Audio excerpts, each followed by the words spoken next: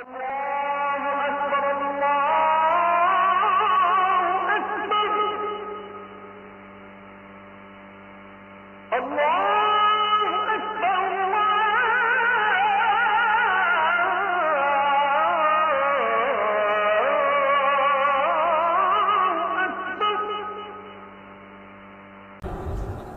আলামিন বলেন, আযকুর মা ইয়াতলা ফি বাইতিল্লাহি হিকমাতুন, হিকমতপূর্ণ কথাগুলো ঘরের ভেতরে তেলাওয়াত করবে যারা, হিকমতপূর্ণ কথা এই পৃথিবীতে সবচাইতে হিকমতপূর্ণ কথা হতে পারে কার?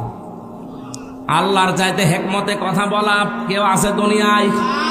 আল্লাহর যত কথা হিকমতপূর্ণ, আর সব কথা আল্লাহ কোরআনে দিয়েছেন। কি এত হিকমতের সহিত কথাগুলো সাজিয়েছেন, এত সূক্ষ্মভাবে। আপনি একটা আয়াত নিয়ে চিন্তা ভাবনা করে যদি পড়ে থাকেন, একটা আয়াতে আপনাকে জান্নাতে নিয়ে চলে যাবে। আল্লাহ বলেন যত রকমের ঘর আছে, ফি বুয়ুতিন, যত রকমের ঘর আছে সব ঘরের ভেতরে আমি আল্লাহর মা ইউতলা আলাইকুম, তাদের উপরে তারা যেন তেলাওয়াত করে আমি আল্লাহর আয়াতগুলো। ফি আয়াতিল্লাহ, তাদের ঘর বলতে এখানে শুধু যে ঘরে থাকি এই ঘর না, তাফসিরে আমি 8টা ঘরের নাম পেয়েছি। আপনি বাংলাদেশে দেখেন একটা একটা করে ধরে সরে সাজালে 8টা ঘরই আসবে।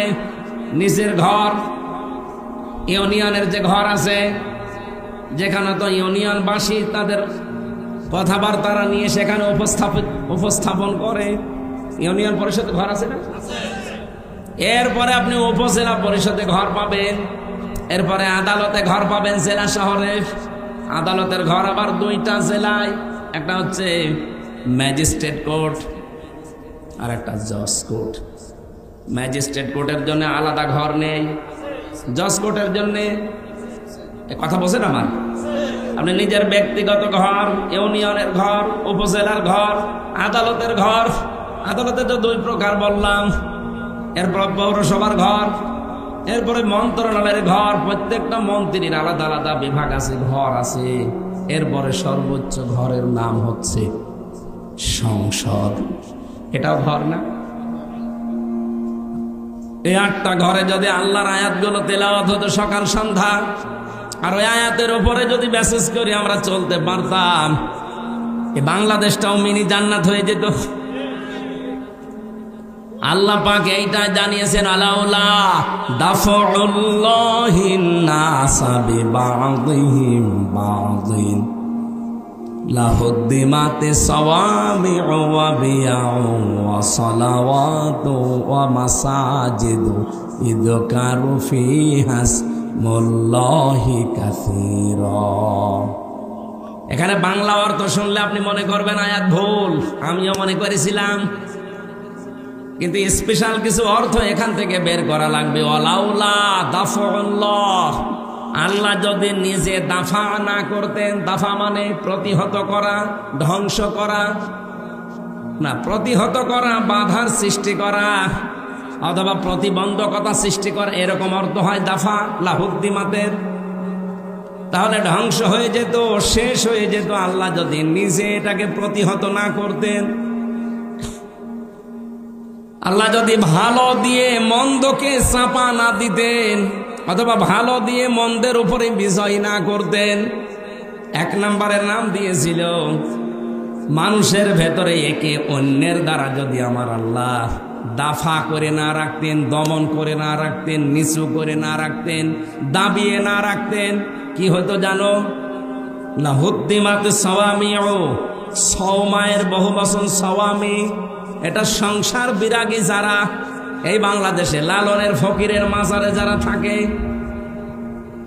চট্টগ্রামের মাছ ভান্ডারের মাজারে যারা পড়ে আছে, 8 রশির মাজারে যারা পড়ে আছে, মাজার কেন্দ্রিক জীবন যাপন যাদের, এরা আমরা মনে করি এরা সংসার বিরাগী, সংসার ত্যাগী।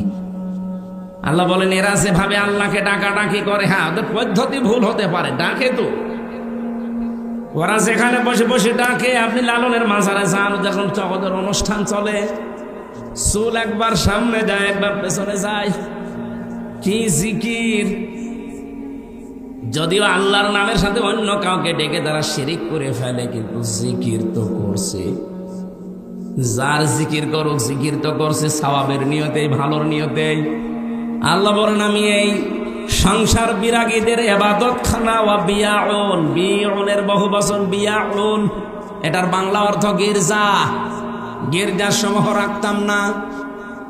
সলাওয়াতুন, খ্রিস্টানদের যে সমস্ত উপাসনালয় আছে ওই সমস্ত গুলো রাখতাম না। মাসাজিদ, আল্লাহর ঘর, মসজিদের বহু বচন মসজিদ, মাসাজিদ, মসজিদও থাকতো না। ইজকারু ফিহা ইসমুল্লাহি কাসীরা, যেখানে আল্লাহর উচ্চারণ গুলো বেশি বেশি হয়, আল্লাহর নামের উচ্চারণ যেখানে বেশি বেশি করা হয়ে থাকে ওই জায়গাগুলো ঠিক থাকতো না, নষ্ট হয়ে যেত, ধ্বংস হয়ে যেত। যদি আল্লাহ এক পক্ষ থেকে আর এক পক্ষকে দাফন করে না দিতেন, দমিয়ে না রাখতেন, নিচু করে না রাখতেন। এর বাংলা অর্থ হচ্ছে যদি আল্লাহ ভালোর দ্বারা মন্দকে মাঝে মাঝে আঘাত না দিতেন তাহলে এই উপাসনালয়গুলো একটাও ঠিক থাকতো না। এই জন্য মাঝে মাঝে আল্লাহ পৃথিবীকে গরম করে দেয়। আপনি তাম দুনিয়ার দিকে এই সিস্টেমটাই পাবেন। আল্লাহু মায়ানসুরু, লামে তাকিদ নুনে সাকিলা, দুইটা গ্যারান্টি আছে আয়াতে। এই পৃথিবীতে কেউ যদি আল্লাহ পাককে সাহায্য করে মাস্ট বি সে যেন নিজেকে সাহায্য করলো। মায়ানসুরুহু, এহুর মারসা তার নিজের দিকে। কেউ যদি আল্লাহকে সাহায্য করে সে যেন নিজেকে সাহায্য করলো। প্রশ্ন আসতে পারে আল্লাহকে পাবো কোথায়? আল্লাহ রাব্বুল আলামিন এই পৃথিবীর সৃষ্টি জগতের ভেতরেই মিশে আছেন। এই জন্য কিয়ামতের ময়দানে আল্লাহ মানুষকে ডাক দিয়ে বলবে আমি ক্ষুধার্ত ছিলাম, আমাকে খাবার দাওনি। লোকজন বলবে আল্লাহ তুমি ক্ষুধার্ত হও কি করে, কি করে খাবার দেব তোমারে? রব্বুল আলামিন বলেন গরিব মানুষ তোমার পাশে গিয়ে খাবার চেয়েছিল ক্ষুধার্ত, তাকে যদি খাবার দিতে ওটা আমাকেই দেওয়া হতো। এজন্য আল্লাহকে সাহায্য করা নিজেকে সাহায্যের নামান্তর। এই পৃথিবীতে আজ ক্ষুধা মুক্ত, দারিদ্র মুক্ত এরকম সমাজ, এরকম রাষ্ট্র উপহার দেওয়ার জন্য কাজ করা লাগবে। আজ বাংলাদেশে ক্ষুধা এবং দারিদ্র মুক্ত করার জন্য সবচাইতে বড় বাধা হচ্ছে দুর্নীতি। এই কথা বলছে, এদেশটা ক্ষুধা এবং দারিদ্র মুক্ত করা সম্ভব যদি শুধুমাত্র দুর্নীতি না হয়। আপনি একটু ভাবতে, একটা শুধু পয়েন্ট বলছি, ভাবতে পারেন। আমি বঙ্গবন্ধু টানেল দিয়ে আসছিলাম, 100 বছরের জন্য টানেলটা বানানো চট্টগ্রামে, মাটির নিচে, পানির নিচ দিয়ে বানানো, সাগরের নিচে, ওর নিচ দিয়ে ওই উপরে হচ্ছে বাঁশখালী, আনোয়ারা থানা, ওদিকে কক্সবাজার চলে গেল, আর এদিকে চট্টগ্রাম এয়ারপোর্ট। আমি নিচ দিয়ে যাবার সময় দেখছিলাম 100 বছরের টার্গেট নিয়ে যেটা বানানো, অলরেডি 1.5 বছরের ভেতরে নিচ দিয়ে ফেটে পানি উঠতেছে। এর জন্য যত বাজেট হয়েছিল সব টাকাগুলো যদি এই জায়গায় কাজে লাগাতো 1.5 বছরে না 100 বছরের ভেতরে পানি ওঠা সম্ভব ছিল না। এই যে পাবনার উপরে যে ব্রিজটা বানানো দেখেছেন না, পাকশির ব্রিজ, কি দেখেছেন? হার্ড, এটা কোন থানা? রাজবাড়ি, পাংশা। আর ওইটা হচ্ছে কুষ্টিয়া। আর ভেড়া মারার পাশে ওই যে খুকসা, কি পাংশা, পাকশি। ওটা 100 বছর টার্গেট নিয়ে বানানো ছিল ওই সেতুটা, ওই লোহার সেতু। মাঝে মাঝে ওর পাশে দাঁড়ালে আমার মনে হয় লোহা আছে কত। 100 বছরের টার্গেট নিয়ে বানানি, অলরেডি 100 বছর পার হয়ে গেছে, কিছুই হয়নি। তার মানে যেভাবে বানানোর দরকার, যা বাজেট ছিল পুরাটা খরচ করে বানিয়েছিল, এই জন্য টিকে আছে জিনিসটা। আমি একটা গল্প শুনেছিলাম, আমার দাদার এক চাচাতো ভাই ছিল মাথা খারাপ। ও আমার দাদার কাছে বলছে, ভাই আমি পাকশির ব্রিজ দেখতে গিয়েছিলাম, মনে হচ্ছে 100 কেজি লোহায় আছে। কত কেজি? তার মানে ওই 100-র উপর আর গুনতে পারে না। এই জন্য বলছে যে ব্রিজ দেখে আসলাম, মনে হচ্ছে 100 কেজি লোহায় আছে। ওকে 100 কেজি? তাই একটা লোহায় তো 100 কেজি। কত হাজার হাজার মন লোহা দিয়ে বানানো, 100 বছর তার গেট নিয়েছে, কিন্তু 100 পার হয়ে আমার মনে হয় আরো 100 বছর যাবে, কিছু হবে না। আর বঙ্গবন্ধু টানেল তার বলা যাচ্ছে না, টনেল হয়ে গেছে। 1.5 বছরে পানি ওঠা আরম্ভ হয়েছে, এখন রিপেয়ারিং করছে। এখন পদ্মা সেতু নিয়ে কাজটা ভালো হয়েছে। বরিশাল খুলনা বিভাগ আর ঢাকার সাথে ভালো যোগাযোগ ব্যবস্থা হয়েছে। এখন সব রিপোর্ট পাওয়া যাচ্ছে এই সেতুটা যে টাকা দিয়ে বানানো হয়েছে, ওই টাকা দিয়ে 4টা সেতু বানানো যায়। একটা সেতুর টাকা নাই শেষ, এখনো 3টা সেতুর টাকা কই? সব আল্লাহর ওলিরা পাঠিয়েছে বিদেশে। এই জন্য 8 দিন হয়ে গেল জয় সজীব অজেদ জয় অলরেডি আমেরিকার ভিসা নিয়ে, নাগরিকত্ব নিয়ে ওর ফর্ম পর্যন্ত পূরণ করে এখন ওই দেশের নাগরিক। এই দেশে আর ওর না আসলেও চলবে।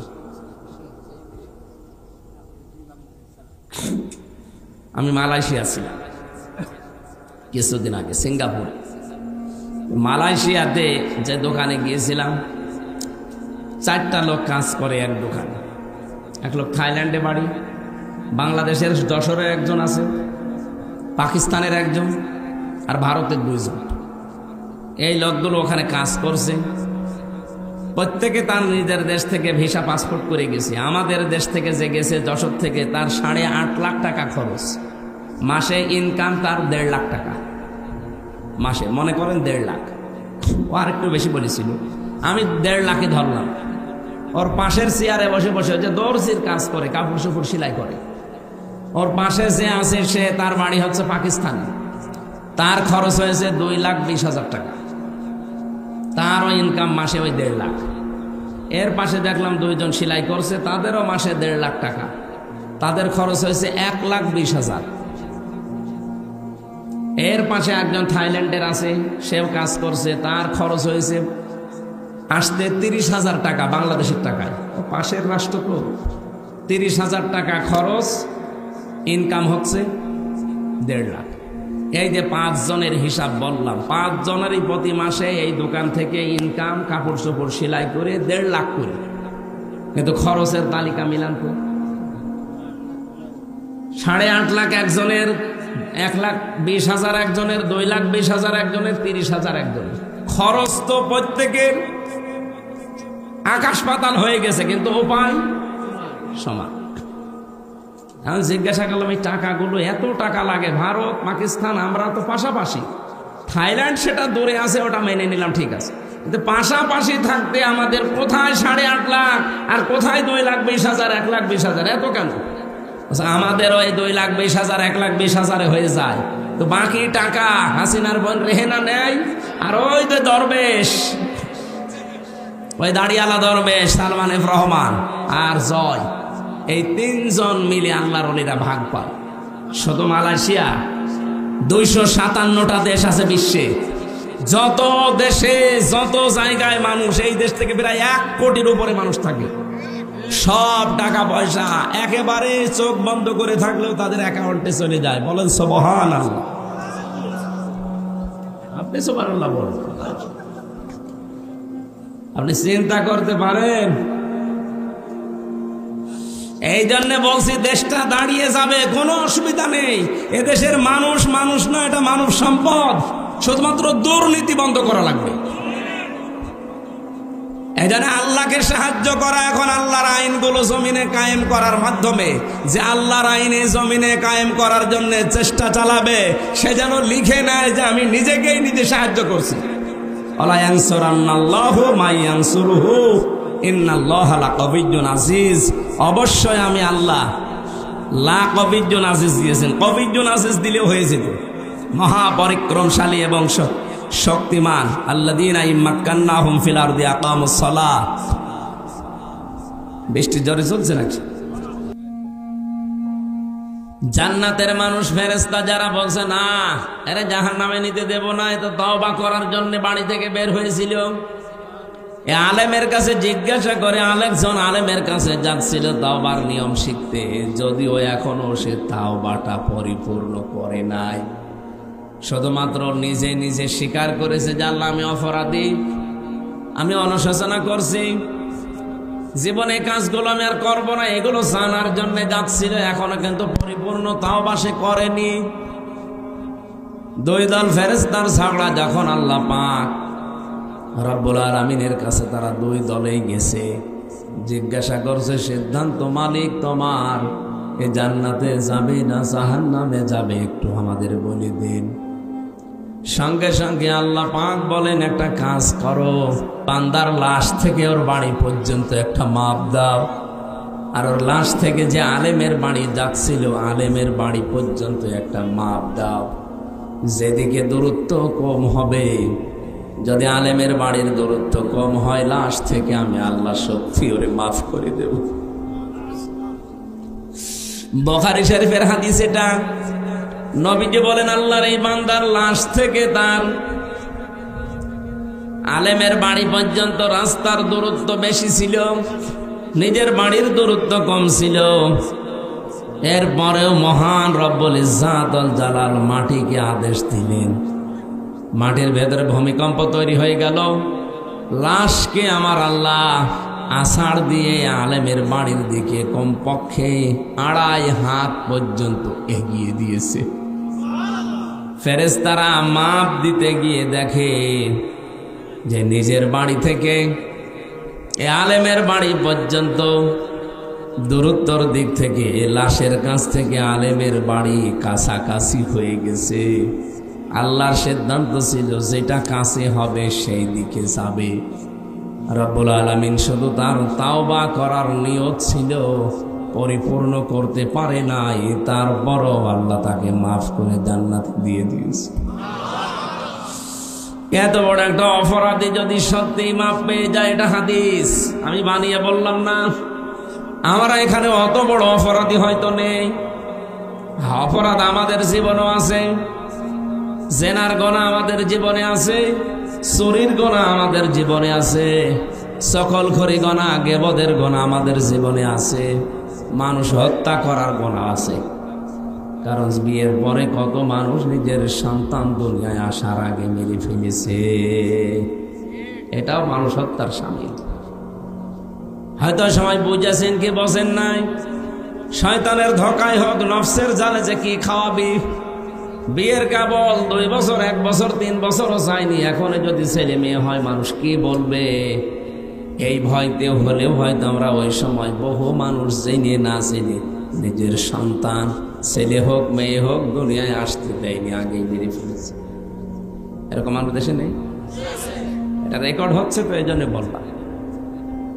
তামাম পৃথিবীতে যদি এরকম কেউ করে থাকেন যাদের আমল নামার ভেতরে মানুষ হত্যা করার গুনাহ আছে, অথচ মানুষ হত্যা করার শাস্তি হচ্ছে কুতিবা আলাইকুমুল কিসাসু ফিল কতলা।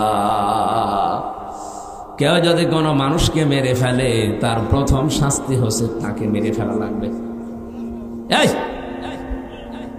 যে যা করে করুক না কেন ভাই, থাক, এ হবে না। আপনি নিজে দাঁড়িয়ে থাকেন তো।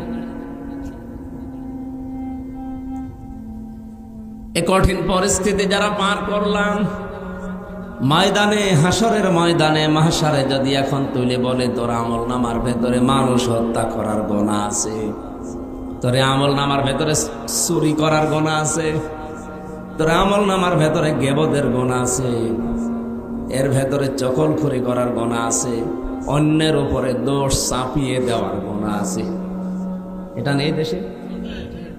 নিজে অন্যায় করে, অন্যায়টা একজনের উপরে চাপিয়ে নিজে ভালো সাজে। এই অপরাধ যদি বাংলাদেশে কেউ এখন করে থাকেন, যেহেতু এটা বেশি চলছে, আপনি কান খাড়া করে শোনেন, রিভাব দেন তো, আওয়াজ বাড়িয়ে রিভাব দেন। কোরআনে কারীম জানিয়েছে ওমাইয়াকসিব খাতিয়াতান আও ইসমান সুম্মা ইয়ারমি বিহি বারিয়ান ফাকাদ ইহতামালা বুহতানা ওয়া ইসমান মুবিনা। সূরা নিসা 5 নম্বর পারা 15 নম্বর পৃষ্ঠার 10 নম্বর লাইনের 112 নম্বর আয়াতে আছে তাফসিরে ইবনে কাসিরে পাবেন, ফি জিলালিল কোরআনে পাবেন, মারিফুল কোরআন। আল্লাহ পাক বলেন, কোন মানুষ যদি এমন কাজ করে, নিজে গনার কাজ করে,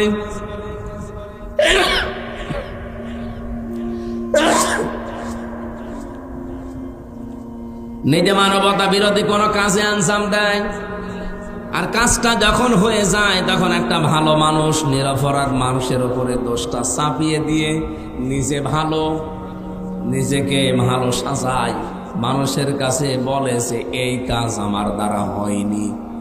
আল্লাহ তাআলা বলেন, দুনিয়ার কেউ যদি নাও বোঝে, ফাকাদিহ তামালা বুহতানা ওয়া ইসমাম মুবিনা, সে যেন প্রকাশ্য পাপের বোঝা বহন করে নিয়ে বেড়াচ্ছে।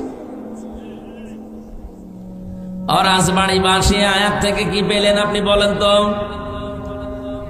কোন নিরপরাধ মানুষের উপরে যদি কি সত্যি কোনো অপরাধ আপনি চাপিয়ে দেন, যে বিষয়ে সে জ্ঞান রাখে না, জানেও না ওই বিষয়টা, আপনি লিখে নিতে পারেন কোরআনের আয়াত, আমি তো 100% বিশ্বাস করি মাস্ট বি ওই অপরাধ দুনিয়ায় আল্লাহ আপনাকে দিয়ে করাবে, এরপরে আপনার মরণ হবে।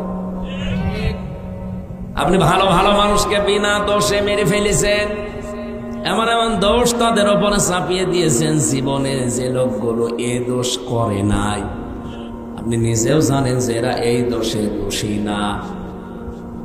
নিজের খাহেশ মেটাতে বিভিন্ন মানুষের প্ররোচনায় প্রলোভনে পড়ে, শয়তানের ধোঁকায় কোনো মানুষের যদি ক্ষতি করে ফেলেন, যে ক্ষতি করেছেন ওই ক্ষতি তো হওয়ার কথা ছিল না, আপনার নিজের রাগে পড়ে হিংসায় করে আপনি করেছিলেন। আপনি লিখে নিতে পারেন, কোনো অসুবিধা নেই, আমি লিখে দেব, যদি না হয় আমি ওই কাজ ঘটাবো। যা করলেন ওইটা আপনাকে জীবদ্দশায় আল্লাহ নিজে করাবে। আপনি মা বাংলায় বলছে, যারা এই যে 15.5 বছরে বহু মানুষকে বিপদে ফেলেছে, বিনা কারণে দুনিয়া থেকে বিদায়ও করে দিয়েছে, এমনকি আয়না ঘরে পর্যন্ত রেখেছে। যাদেরকে রেখেছিল বলেন, তোরা কি আয়না ঘরে থাকার মতো মানুষ? সব বাদ দিলাম, শুধু ব্যারিস্টার আরমান, তার বাবার জন্য আপনি এখানে 8 বছর আয়না ঘরে রাখলেন। বাবা অপরাধী হলে যদি ছেলেকে অপরাধের শাস্তি দেওয়া লাগে, বলেন এই বাংলাদেশে 15.5 বছর যারা অপরাধ করেছে তাদের ছেলে মেয়েরাও তো এখন এই দেশে থাকার অধিকার রাখে না। বাবার অপরাধী যদি ছেলে অপরাধী হয়, তাহলে এদেশে আপনি থাকতে পারবেন? আইন তো আপনি নিজেই বানিয়েছেন, নিজেই ধরা খাবেন। কি বলেন? এই জন্য আইন বানানোর সময় চিন্তা ভাবনা করে বানাবেন। এখনো যারা দায়িত্বে আছে, আগে তো একটা বুকের ওপরে পাথর চাপা ছিল, মনে করছেন পাথরটা মনে হয় সরিয়ে গেছে? না, আগে তো কথা বলতে দিত না, আর এখন কথা বললে শোনে না। আগে কথা বলতে দিত না এক, আর এখন কথা বললেও শোনে না। কারণ যে কয়টা দায়িত্বে আছে অধিকাংশ গুলো এখন দেখতে পাচ্ছি আল্লাহ, রাসূল এবং মানবতার বিরুদ্ধে। আমার রাজবাড়ীবাসী যে কথাটা শুরু থেকে তুলতে চেয়েছিলাম, খুব আশ্চর্য লাগছে আমার। এই কয়েক মাস আগে তো মুখের উপরে তালা লাগানো ছিল, কথা বলতে দিত না, আর এমন একটা জামানা এসে পড়লাম এখন কথা বললেও শোনে না। অবস্থা এই হয়ে দাঁড়ায়নি? এত কিছু বলছে জনগণ, না কারো কথায় কান দিচ্ছে না। ওই কয়েকটা হিজড়া মহিলা যা বলছে, ওদেরই নাকি এই দেশ। ওরা বলছে পৃথিবী তোমার আমার, আর আমরা কি ভাড়া কি? যে কয়টায় রাস্তায় নেমেছে নিজেদের অধিকার আদায়ের জন্য, কি অধিকার আদায় করবেন আপনি? এদেশের ছাত্র জনতা বলেছিল চেয়েছিলাম অধিকার, হয়ে গেলাম রাজাকার। ওরা উল্টিয়ে এখন ওইটা কাজে লাগাচ্ছে, যে চেয়েছিলাম হিস্সা, হয়ে গেছি বেশ্যা। আপনি তো আসলেও বেশ্যা। আপনার গোপন অঙ্গগুলো মানুষকে দেখান, আপনি একটা দাজ্জুস। ঢাকার রাজপথে যে কয়টা মিছিল করছে দেখেন, ওদের দিকে তাকালে আমার মনে হয় শয়তানও বলবে যে আউযুবিল্লাহ নাউযুবিল্লাহ আস্তাগফিরুল্লাহ। যেটা তার স্বামীকে দেখাবে সেইটা দেখাচ্ছে আমাদেরকে। হক আদায় করতেছে।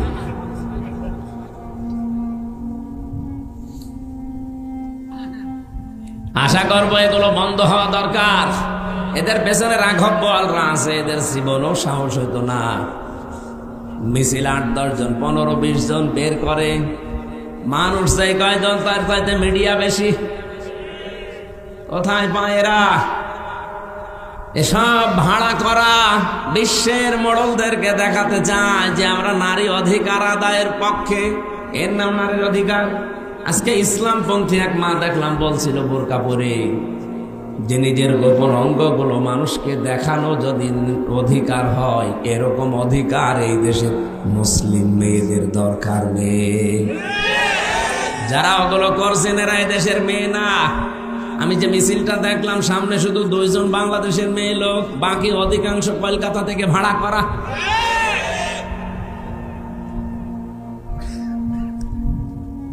এখানে আফসোস লাগছে এখন যে আগে কথা তো বলতে দিত না, এক ঝামেলায় ছিলাম, আর এখন কথা বললেও এদেশের মানুষ শুনছে না। ওর চাইতে আরো বিপদে আছি।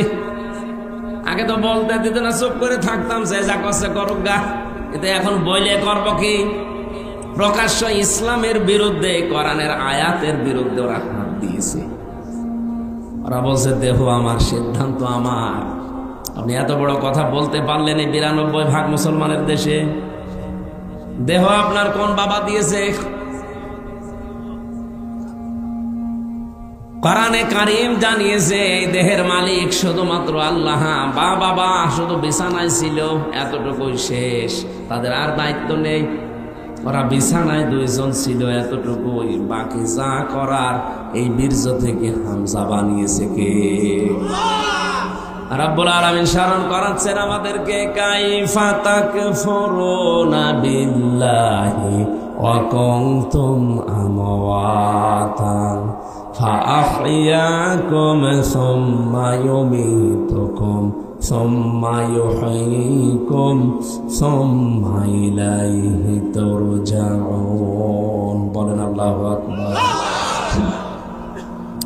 সূরা বাকারার 27 নম্বর 28 নম্বর আয়াতে আছে, আল্লাহ পাক বলেন আমার আফসোস, মানুষ আমার সাথে নাফরমানি করে, আমার এই মানতে চায় না, আমার সিদ্ধান্ত মানে না। বলে দেহ আমার, সিদ্ধান্ত আমার। মানুষ বলে কি করে? অথচ মৃত ছিল। ওরে আমি আল্লাহ নিজে জীবন দিয়েছি, শুধু জীবন দিয়ে ওরে আমি একেবারে শেষ করে দেইনি, ওরে আবার মরণ দেব। এ কথা কার? ওরে আবার মরণ দেব, ওরে আবার আমার কাছে নিয়ে আসব। এই জন্য আল্লাহ আয়াত শুরুই করেছেন কাইফা শব্দটা দিয়ে। বালাগাত মানতে আমরা যারা পড়ি, পড়ায় যারা বসি, দেখবেন বালাগাত মানতে গিয়ে কিছু কিছু শব্দ পাওয়া যায়, কোন সেন্টেন্সের আগে যদি আসে বাংলা অর্থ দাঁড়ায় কখনোই হবে না। এই জন্য সে কথায় খুব স্বল্প সময় বলতে চাই, নিজে অপরাধ করবেন। আর নিরপরাধ মানুষ, অজ্ঞাত মানুষ যে বিষয় এসে জানে না, এরকম একটা দোষ তার উপরে চাপিয়ে তাকে দুনিয়ার সামনে কালার করে দেবেন। আপনি লিখে নিতে পারেন ওই গোনা আপনাকে দিয়ে আল্লাহ দুনিয়ায় করাবেই। এই কথা বলেন না কেন? পাবনার 8 ঘরিয়ার উদ্দেশ্যে বলছি, যেটা রেকর্ড হচ্ছে তামাম দুনিয়া যায়। কোরআন শরীফে যারা আগুন দিয়েছেন, যেই দিয়েছেন সে দুর্বৃত্ত, সে সন্ত্রাসী, সে শয়তান। কোন মানব সন্তান কোরআনে আগুন দিতে পারে? যারা দিয়েছেন আপনি তো জানেন যে কে দিয়েছে। যেই হোক, যে দলের লোক হোক, তাকে আমি তাওবা করার আহ্বান জানাই। আরো যদি তাওবা না করে, ওই রকম মানুষকে কেউ যদি সাপোর্ট করে, ও যেমন কাফের। কোরআনে আগুন দিয়ে আপনি সাপোর্ট করে আপনিও কাফের। এরকম কোন মানুষের জানাজা পড়া জায়েজ আছে? মাটিতে দেওয়া জায়েজ আছে? ওরে কবরেও দেওয়া যাবে না, জানাজাও দেওয়া যাবে না। দেবেন কোথায়? শ্মশানে। আজকের সভাপতি না, সভাপতি আসে না? ও ঠিক আছে। আওয়াবুল্লাহ ইব্রাহিম সাহেব আজকে সভাপতি ছিল, আসে নাই? বৃষ্টি কি খুব বেশি হচ্ছে? একটু শোনেন নাকি? রাজবাড়িবাসী, আমি আবার এটা রিপিট করছি, যে যেই দোষ করেননি ওই দোষে যদি দোষী হয়ে থাকেন আপনি আনন্দিত হবেন। আপনি চিন্তা করবেন যে কোনো অসুবিধা নেই, এই দোষ আমাকে যে দিল এই দোষে তাকে আল্লাহ দোষী করবে, তাকে অপমান অপদস্থ করবে, এরপরে তার মরণ হবে, যার বাস্তব প্রমাণ হাসিনা। যা যা করেছিল নিরপরাধ মানুষদের উপরে আল্লাহ তাকে দিয়ে ঠিক ওই অপরাধগুলো আবার করিয়েছে। ওই এতদিন বলি ছড়িয়েছে মানবতা বিরোধী অপরাধী, অথচ আল্লাহ তাকে আজ বিশ্বের সামনে মানবতা বিরোধী অপরাধী বানিয়েছে। তাম দুনিয়ার 257টা দেশ জানে যে হাসিনা মানুষ হত্যাকারী। কি শুধু এতটুকুই না, ও যে আয়না ঘরে রেখেছিল 8 বছর 10 বছর, আন্তর্জাতিক আদালত হেগে যে মামলাগুলো হয়েছে, আমার তো মনে হচ্ছে সামনে ওরেও আল্লাহ কপালে লিখে রেখেছে ওরেও আয়না ঘরে থাকা লাগতে পারে। আর ওরা আয়না ঘরে আছে। এই আয়না ঘরে একটু কষ্ট বেশি ছিল, একটু একটু শান্তিতে আছে। এই তাছাড়া ও কোনে আছে কেউ সেরকম জানে না, ওর সাক্ষাৎ নিষেধ, তো আয়না ঘর না ওটা, আল্লাহ আর কি দেখাবে? সামনে বাকি আছে ও নিরপরাধ মানুষদের যাদের ফাঁসি দিয়েছে, আমার মনে হয় ওরও ফাঁসির দড়ি ঝুলতেছে। দেখেন সামনে সব দেখা যাবে। এইটার দিকে তাকিয়ে আমি বলছি পাবনার এই ঘটনাকে স্মরণ করায়, যারা এই কাজ করলেন, যার উপরে রাগ করে হিংসা করে করেছেন, আপনি কিন্তু কোরআন শরীফে আগুন দেননি, আপনি আগুন দিয়েছেন নিজের কপালে। এই জন্য যারা এই কাজ করেছেন তাওবা করেন ভাই, স্বীকার করেন। তাওবার নিয়ম কি কি বললাম? প্রথমে স্বীকার করা, প্রথমে কি? এখন স্বীকার করবেন কার কাছে? না না, স্বীকার করবেন অপরাধ যার কাছে, স্বীকার তার কাছে। আপনি যার কাছে দোষ করেছেন তার কাছে স্বীকার করবেন।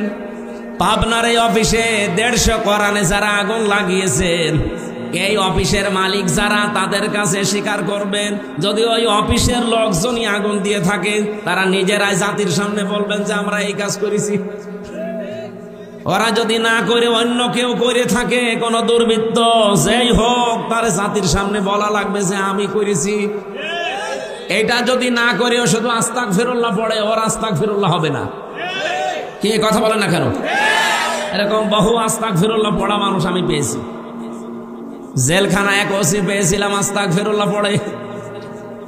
হুজুরের নির্বাচনের আগে আমি বাইরে ছিলাম, রাত 12টার পর থেকে ভোট কাটা আরম্ভ করেছিলাম। যত ভোট পাঁচি কেটেছি, ফজরের আজান দিলে সব বাক্সগুলো জায়গা মতো পাঠিয়ে দিয়েছি। এরপরে গোসল করে ওযু করে নামাজ পড়ে বললাম আস্তাগফিরুল্লাহ।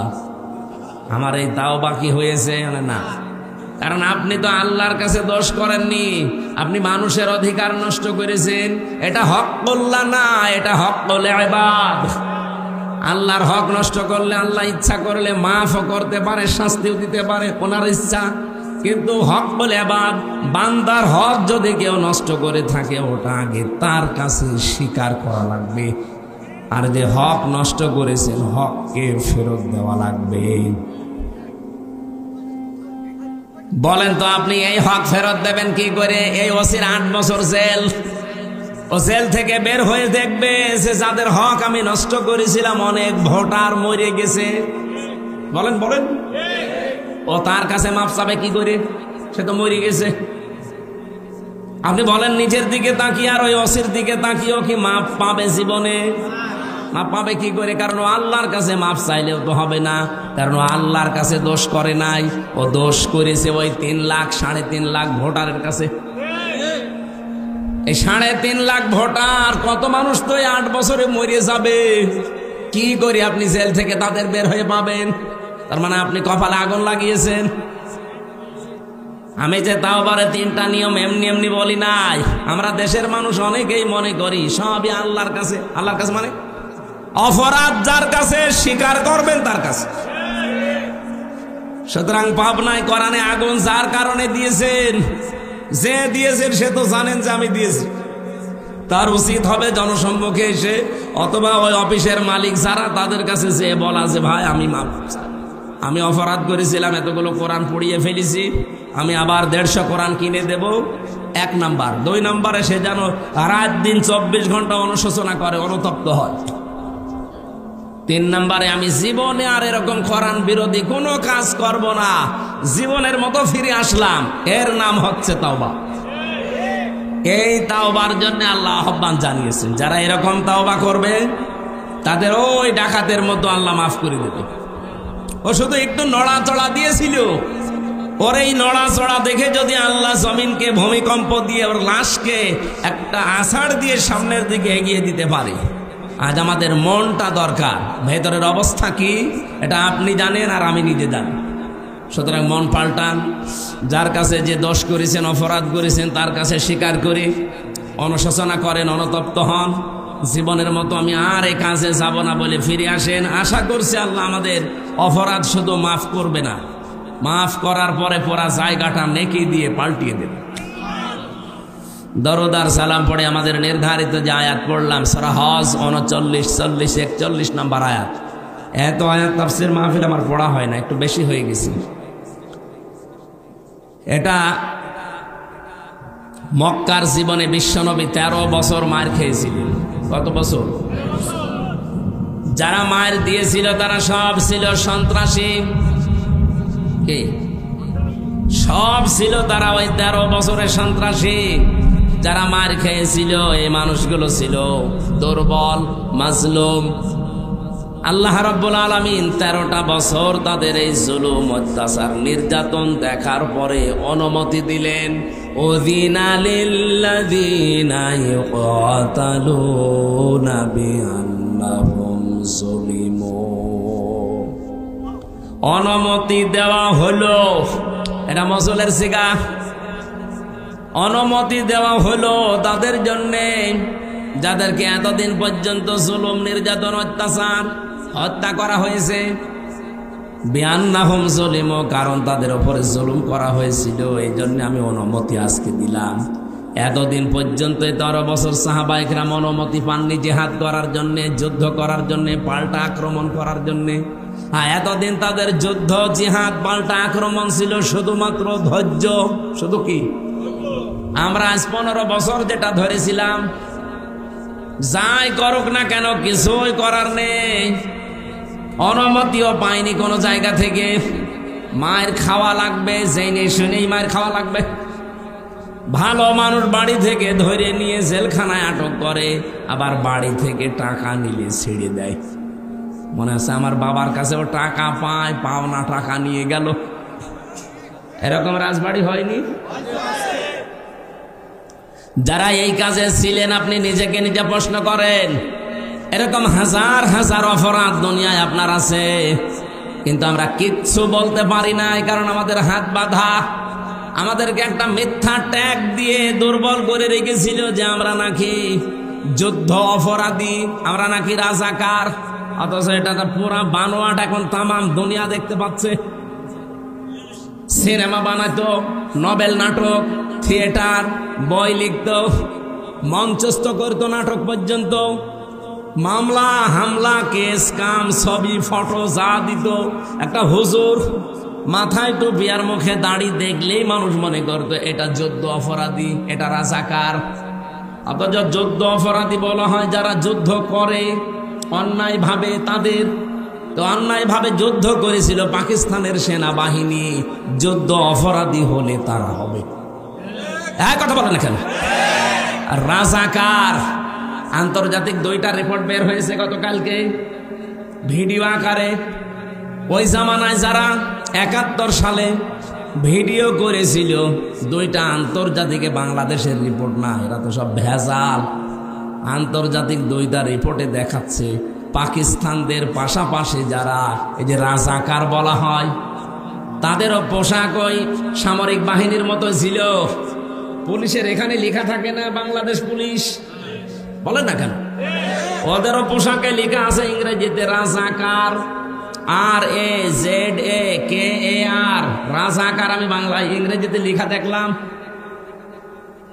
তাহলে ওই সময় একটারও মুখে আমি প্রায় 30-31 জন লোকের গণনা করেছি, একটা রাজাকারেরও মুখে দাড়ি নেই, শুধু গোপ মোজ বড় বড় রবি ঠাকুরের মতো। রাজাকার হলে আমার মনে হয় যাদের গোপ বড় তাদেরকে রাজাকার বলা যায়। ওই মিলিটারির পোশাক যারা পরেছিল ওদের সহকারী ছিল এরা। ওদেরকে দিয়ে যখন কাজ আর হয় না তখন এদেরকে সহকারী হিসেবে কাজে লাগায়, সাপোর্টার। তো একটারও মুখে আমি দাড়ি পেলাম না, মাথায় টুপি পেলাম না। সব মিলিটারির যে পোশাক সেই পোশাক তাদের পরানো, দাড়ি একটারও নেই, শুধু গোপ আছে, প্যান্ট শার্ট পরা। আপনি কেন রাজাকার শুনলে আমার মতো মানুষ দেখলে মনে হয়? কেন যুদ্ধ অপরাধী শুনলে আমার মতো মানুষ দেখলে মনে হয়? আমি তো যুদ্ধ করিও না, যুদ্ধের পক্ষেও ছিলাম না, এইটা আমার অপরাধ। এখন পৃথিবীর মানুষ, বাংলাদেশ তো অলরেডি টের পেয়ে গেছে যে কেন ওই সময় আমরা পাকিস্তানের পক্ষে ছিলাম, ভারতের বিপক্ষে ছিলাম। আজ সারা বাংলাদেশ যেমন আপনি ছোট মানুষকে জিজ্ঞাসা করেন কালকে হয়েছে, ওরে যদি বলেন তুমি কোন পন্থী, ওই একবারে বলবে আমি পাকিস্তানের পন্থী। ও জীবনেও ভারতপন্থী বলবে না, কারণ ভারত আল্লাহর ঘর ভেঙে দিচ্ছে। ওই জামানায় ঠিক এই 54 বছর আগে ওরাও এইটাই বুঝেছিল। আমরা 54 বছর পরে যেটা টের পাচ্ছি, ওরা ওই সময় ওটা আগেই বুঝেছিল। তারপরে পক্ষ নিয়ে করব কি? এই মাতাল জাতিটা, এই পৃথিবীর নিকৃষ্ট জাতি, এই মুশরিকরা, ওরা যা সাপোর্ট করছে, ওরা যদি 5 টাকা সাহায্য করে 15 টাকা খাবে। এই জন্য হয়তো চুপ ছিল, কিছু বলে নাই। আর তাদের উপরে দোষ চাপিয়ে এতদিন পর্যন্ত কালার তো করেছেনি, আবার এখনো পর্যন্ত কালার করার চেষ্টায় আছে। কিছু হলে আপনি 71-এর তুলনা দেন, কিছু হলে 52, কিছু হলে 47। আরে শয়তান, 24-এর তুলনা দিতে পারো না? কথা তুললে 71, 47, 52 মানে 24-এর কথা বলা লাগবে এখন, কারণ দেশ চলছে 24-এর চেতনা অনুযায়ী।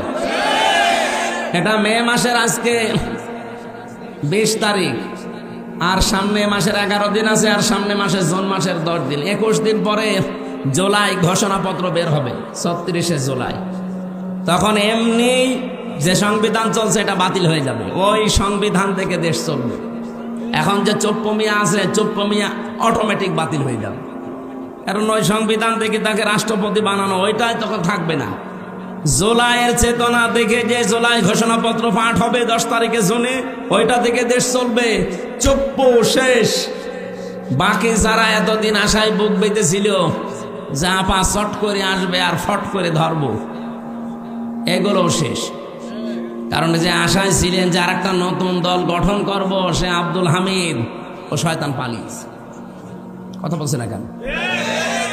আপনি যে থরে থরে সাজিয়ে চিন্তা ভাবনা করেছিলেন যে যাই হোক দেশের লোক তো আর এই ফ্যাসিস্ট, এই সন্ত্রাসী, এই স্বৈরাচারদের মানে না, কি করা যায়? নরমাল যারা হালকা পাতলা আছে তাদেরকে দিয়ে নতুন দল গঠন করে আবার দেশে চালিয়ে দেব, সেইটা আবার হইল না। এই আব্দুল হামিদ, এই অ্যাডভোকেট আব্দুল হামিদ রাষ্ট্রপতি, এর সভাপতি, আর ওইদিকে নারায়ণগঞ্জের সেলিনা হায়াত আইভি, এর সেক্রেটারি। এই দিয়ে চেষ্টা চালাচ্ছিল সামনে যে এদেরকে 2 জনকে দিয়ে আমরা চেষ্টা করব যে দেশে আবার আওয়ামী লীগ যেন না, সেটা তো অলরেডি নিষিদ্ধ হয়ে গেছে। একজন পালিয়েছে আর একজন ছেলে এখন মার্ডার মামলার আসামি। সব ভোটিও স্বরাষ্ট্রমন্ত্রী আসাদুজ্জামান কামালের সাথে ওই সময় পুলিশের আইজিপি যে ছিল আব্দুল্লাহ মামুন, তার সাথে ভিডিও কি কি কথা হচ্ছে একেবারে দাঁড়িয়ে, সব এখন প্রমাণ হাতে নাতে। আপনি যাবেন কোথায়? আর বাকি 3 নাম্বার স্থলে ছিল সাবের হোসেন চৌধুরী, আর আরেকজন ছিল ওদিকে কক্সবাজারের। এই 2 জনকে দিয়ে মনে করেছিল 3 নাম্বার স্তরে এদেরকে দিয়ে সাজাবো, সেইটাও গুড়ে বালি। সে সাবের হোসেন চৌধুরীও নেই, আর এই কক্সবাজারে সে বাটা জাফরও এখন জেলে। 1, 2, 3 স্তরে সব শেষ। আপনি এখন যাবেন কোথায়? যাবেন কোথায় মানে জালেমরা যা করেছে তার পরিণতি ভোগ করা লাগবে না? এই জন্য আগামীতে কেউ যেন আবার এরকম জুলুম করেন না। নিজে যা করেন অপরাধ, আর একজন ভালো মানুষের উপরে ঘাড়ে দোষটা চাপিয়ে নিজে ভালো সাজছে। আপনি যার উপরে দোষ দিতে চান আপনার বিবেকের কাছে প্রশ্ন করেন, আসলে কি সেই লোকটা অপরাধী? আপনি কার দিকে তাকিয়ে কথা বলেন? বলেন। সুস যদি ঝাঁঝরকে বলে, ঝাঁঝর যদি সুসকে বলে যে তোমার পেছনে দেখলাম একটা ফোঁটা করা আছে, এটা মেনে নেওয়া যায়? সুসের তো ফোঁটা কয়টা, আর ঝাঁঝরের? আপনারা যারা দোষ দেন আজ, আপনাদের ফোঁটা কয়টা আপনারা জানেন?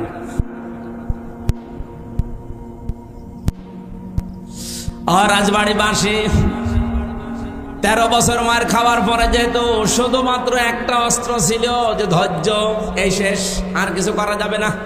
আমরা এই 15 বছরে তাই পেলাম, ধৈর্য, আর কিছু নেই। ঠিক আমার মনে হয় 13 বছর পরে যেমন উসিনা অনুমতি দেওয়া হয়েছিল, আমাদেরও 15 বছর পরে এখন আমরা অনুমতি পেয়ে গেছি। যা করেছেন আর সুবহানাল্লাহ, আস্তাগফিরুল্লাহ, আলহামদুলিল্লাহ না, এখন ইটের জবাব পাথর দিয়ে দেওয়া হবে। কিছু করে দেখেন তো, হয় থাকবো না যাব। কারণ নবীজি 13 বছরের পর অনুমতি যদি পাই, আমরা 15 বছরের পর পাবো না। 15 বছর অলরেডি পার করে ফেলেছি, সুতরাং অনুমতি এবার পেয়েছি।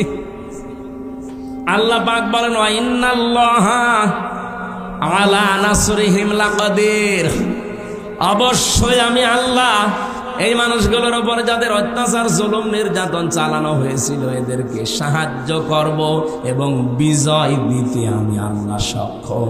এজন্য কাদির না দিয়ে লাকাদির দিয়েছি। ওয়া ইন্নাল্লাহা আলা নাসরিহিম, অবশ্যই আমি আল্লাহ তাদের উপরে সাহায্য করছি, লাকাদির, এবং অবশ্যই আমি সক্ষম এদেরকে বিজয়ী করতে।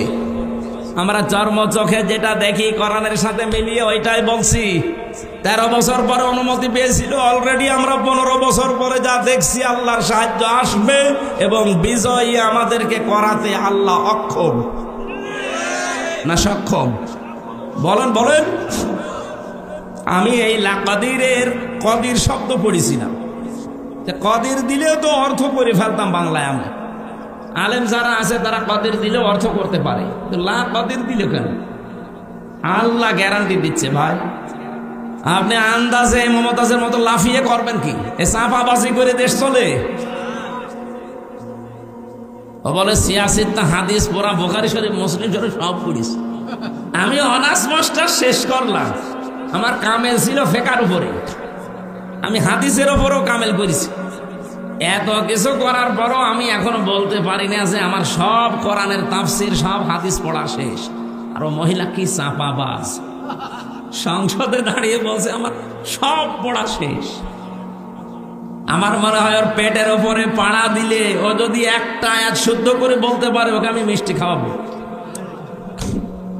জীবনও পড়তে পারবে না। এই চাপাবাজি করে করে চলতো, যেই কয়টা ছিল সব কয়টা চাপাবাজ, কাওয়া কাকু থেকে শুরু করে এই যে হাসাও মাহমুদ আর আমার কুষ্টিয়ার হানিফ, ইনু ননু মিয়া, ওর নাম হাসানুল হক। ইনু বলা ঠিক না, হাসানুল হক ননু, দন্তন্নয় হস্য, দন্তন্নয় হস্য কি হয়? ওর নামে ইনু বললে গুনাহ হবে? শয়তান ইসলামের যা ক্ষতি করেছে। আল্লাহ রাব্বুল আলামিনের পরে বলেন, আল্লাযীনা উখরিজু মিন দিয়ারিহিম বিগাইরি হাক্কিন ইল্লা আইয়াকুলু রাব্বুনাল্লাহ, তোমাদেরকে যারা ঘর বাড়ি থেকে বের করে দিয়েছে কোনো অপরাধ তোমাদের ছিল না, এই 15.5 বছর তোমাদের বাড়িতে থাকতে দেয়নি মিথ্যা অজুহাত দিয়ে, মিথ্যা মামলা দিয়ে, মিথ্যা সাক্ষী দিয়ে। একটাই মাত্র অপরাধ তোমাদের ছিল, আইয়াকুলু রাব্বুনাল্লাহ, তোমরা বলতে যে আমাদের রব, আমাদের আইনদাতা কে? এই বাংলাদেশে আজও যারা বলে আমাদের আইনদাতা শুধুমাত্র আল্লাহ, তারাই বাতিলের টার্গেট। এদেশে ইসলামী দল অন ইসলামী দল কত আছে, সবাই জালেমদের কাছে, সবাই রাম আর বামদের কাছে, সবাই দাদা বাবুদের কাছে। কালার না, কালার শুধু তারা যারা বলে রব্বুনা আল্লাহ, আমাদের রব আল্লাহ। আই কি এত ব্যাখ্যা করা লাগবে? রব্বুনা আল্লাহ বললেন, আমার রব আল্লাহ কি? রবের 5টা অর্থ হয়।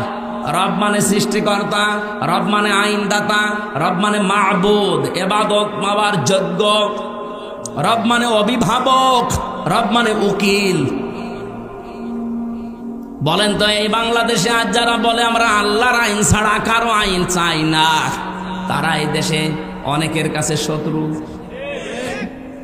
ভালো মানুষ নামাজ রোজা পড়ে, তারপরও শত্রুতা করে যে তুমি আল্লাহর আইন চাও, এ কথা বলো কোন কারণে? কোন মানুষ যদি মনে প্রাণে নামাজ পড়ে, রোজা রাখে, পর্দা করে, কিন্তু এ দেশ আল্লাহর আইন দিয়ে চলুক, পরিবার, সমাজ, রাষ্ট্র চাই না, আপনি লিখে নিতে পারেন লোকটা মুনাফিক। এখানে নেই? কারা কারা এরকম মনে আছেন যে আল্লাহর আইন দরকার নেই, আমি তো নামাজ পড়ি, রোজা রাখি, আমার বউ পর্দায় থাকে, কিন্তু আল্লাহর আইন দিয়ে একেবারে ইউনিয়ন থেকে সংসদ চলবে আমি চাই না? কারা বলেন তো, হাত তোলেন। একটাও নেই। অথচ আপনি বাস্তবে জায়গা মতো সে কিন্তু অস্বীকার করে বসেন।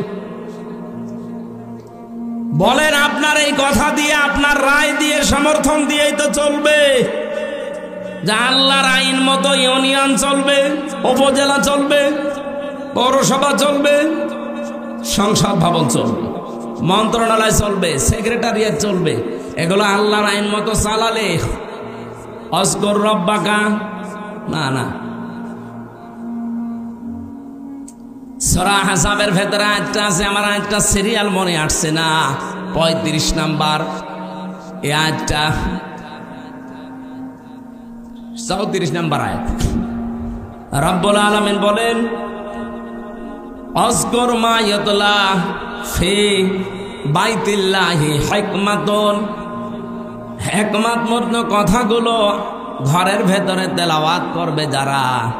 হিকমতপূর্ণ কথা এই পৃথিবীতে সবচাইতে হিকমতপূর্ণ কথা হতে পারে কার? আল্লাহর চাইতে হিকমতে কথা বলা কেউ আছে দুনিয়ায়? আল্লাহর যত কথা হিকমতপূর্ণ, আর সব কথা আল্লাহ কোরআনে দিয়েছেন।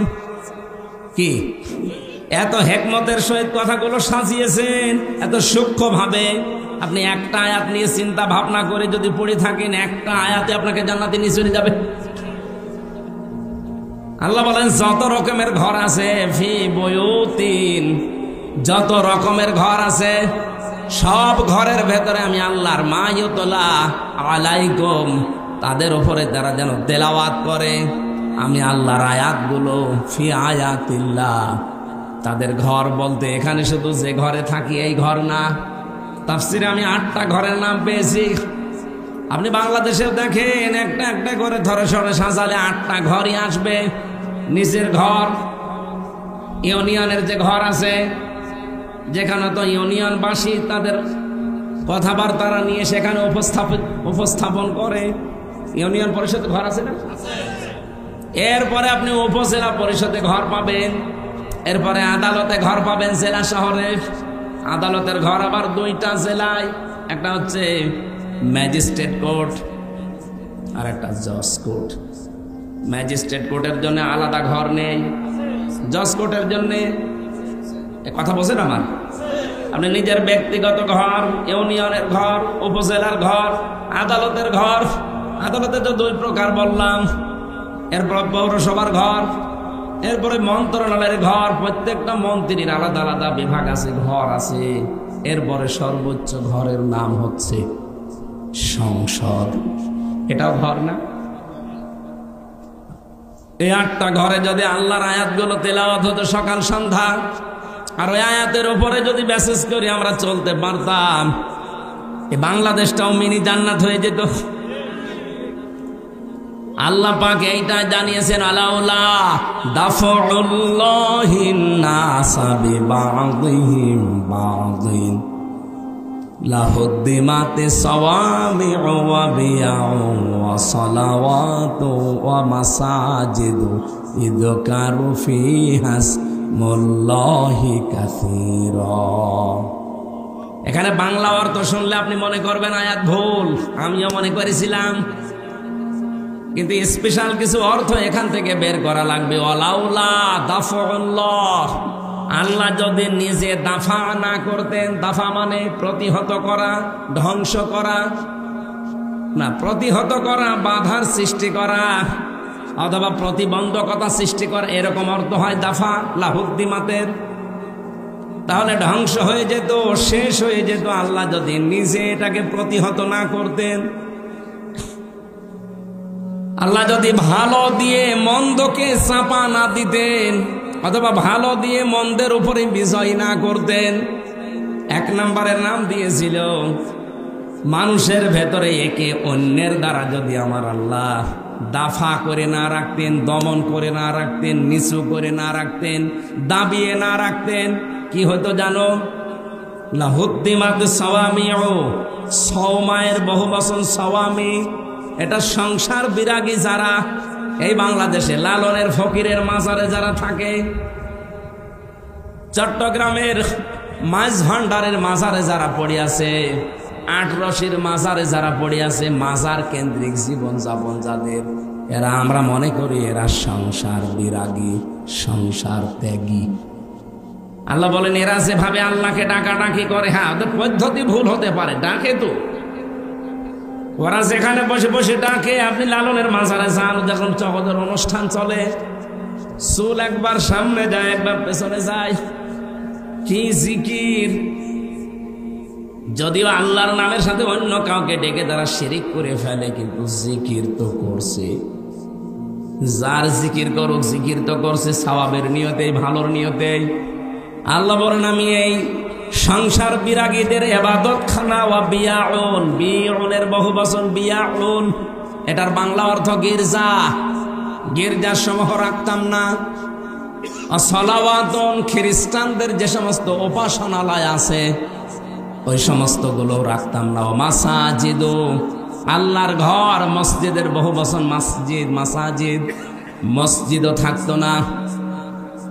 ইযকারু ফীহা ইসমুল্লাহি কাসীরা, যেখানে আল্লাহর উচ্চারণগুলো বেশি বেশি হয়, আল্লাহর নামের উচ্চারণ যেখানে বেশি বেশি করা হয়ে থাকে, ওই জায়গাগুলো ঠিক থাকতো না, নষ্ট হয়ে যেত, ধ্বংস হয়ে যেত। যদি আল্লাহ এক পক্ষ থেকে আর এক পক্ষকে দাফন করে না দিতেন, দমিয়ে না রাখতেন, নিচু করে না রাখতেন। এর বাংলা অর্থ হচ্ছে যদি আল্লাহ ভালোর দ্বারা মন্দকে মাঝে মাঝে আঘাত না দিতেন, তাহলে এই উপাসনালয়গুলো একটাও ঠিক থাকতো না। এই জন্য মাঝে মাঝে আল্লাহ পৃথিবীকে গরম করে দেয়। আপনি তামাম দুনিয়ার দিকে এই সিস্টেমটাই পাবেন। ওয়ালা ইয়ানসুরান্নাল্লাহু মা ইয়ানসুরু, লামে তাকিদ নুনে সাকিলা, দুইটা গ্যারান্টি আছে আয়াতে। এই পৃথিবীতে কেউ যদি আল্লাহ পাককে সাহায্য করে, মাস্ট বি সে যেন নিজেকে সাহায্য করলো। মাইয়াংসুরহু, এহুর মারসা তার নিজের দিকে। কেউ যদি আল্লাহকে সাহায্য করে সে যেন নিজেকে সাহায্য করলো। প্রশ্ন আসতে পারে আল্লাহকে পাবো কোথায়? আল্লাহ রাব্বুল আলামিন এই পৃথিবীর সৃষ্টি জগতের ভেতরেই মিশে আছেন। এই জন্য কিয়ামতের ময়দানে আল্লাহ মানুষকে ডাক দিয়ে বলবে আমি ক্ষুধার্ত ছিলাম, আমাকে খাবার দাওনি। লোকজন বলবে আল্লাহ তুমি ক্ষুধার্ত হও কি করে খাবার দেব তোমারে?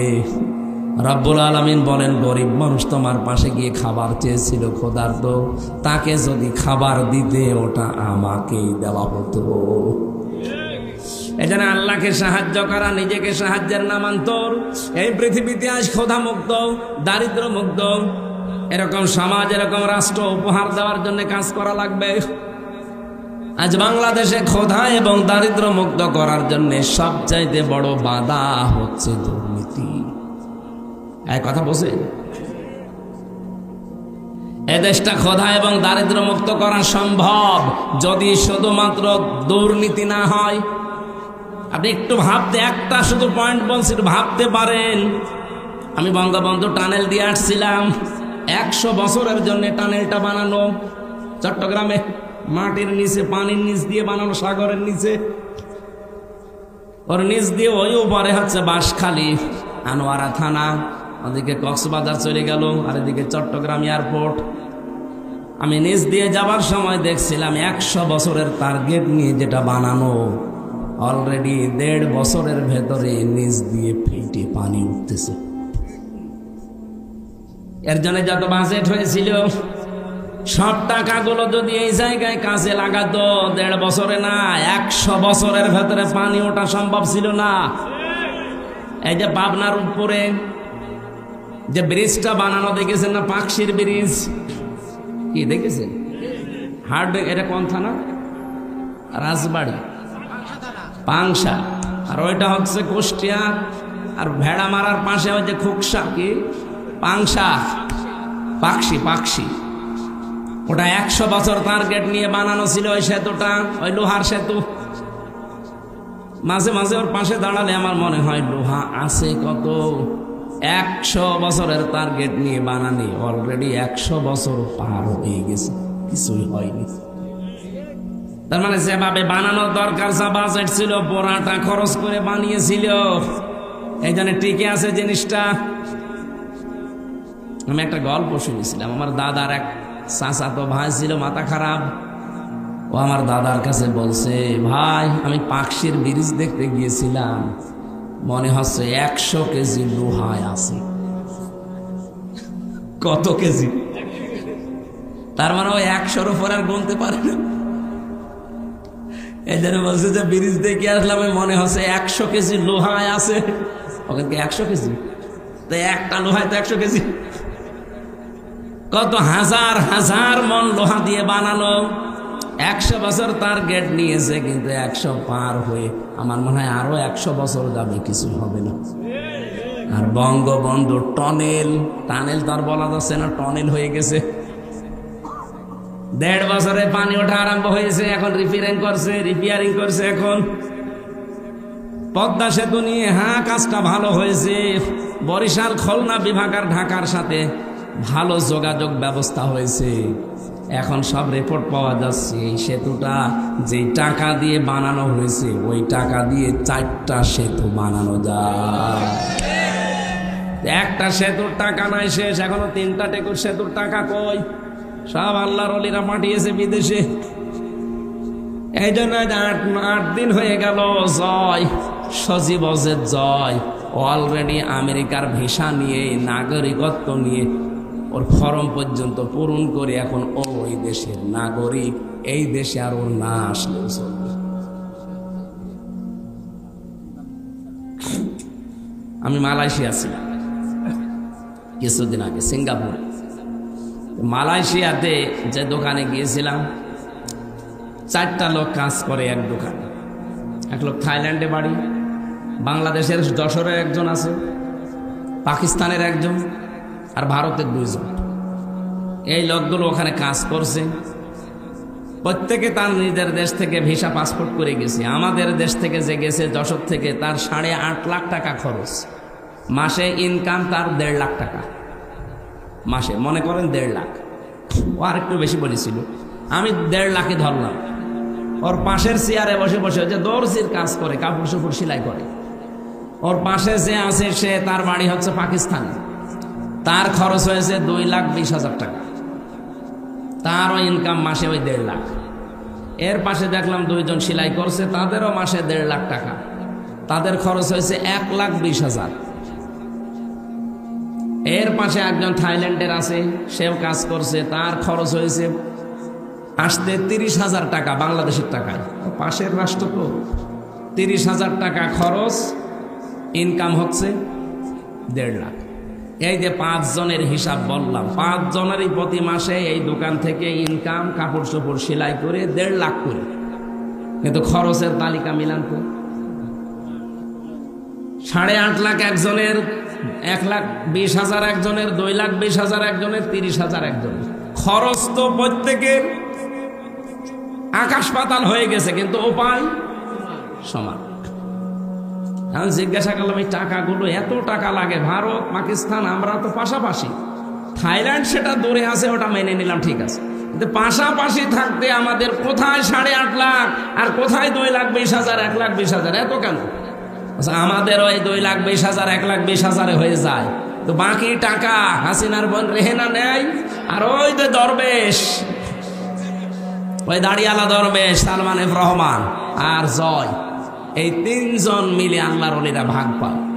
শুধু মালয়েশিয়া 257টা দেশ আছে বিশ্বে, যত দেশে যত জায়গায় মানুষ, এই দেশ থেকে প্রায় 1 কোটির উপরে মানুষ থাকে। সব টাকা পয়সা একেবারে চোখ বন্ধ করে থাকলেও তাদের অ্যাকাউন্টে চলে যায়। বলেন সুবহানাল্লাহ। আপনি সুবহানাল্লাহ বলেন। আপনি চিন্তা করতে পারেন? এই জন্য বলছি দেশটা দাঁড়িয়ে যাবে, কোনো অসুবিধা নেই। এদেশের মানুষ মানুষ নয়, এটা মানব সম্পদ। শুধুমাত্র দুর্নীতি বন্ধ করা লাগবে। এই জন্য আল্লাহকে সাহায্য করা, এখন আল্লাহর আইনগুলো জমিনে কায়েম করার মাধ্যমে, যে আল্লাহর আইন এই জমিনে কায়েম করার জন্য চেষ্টা চালাবে, সে যেন লিখে নেয় যে আমি নিজেকেই নিজে সাহায্য করছি।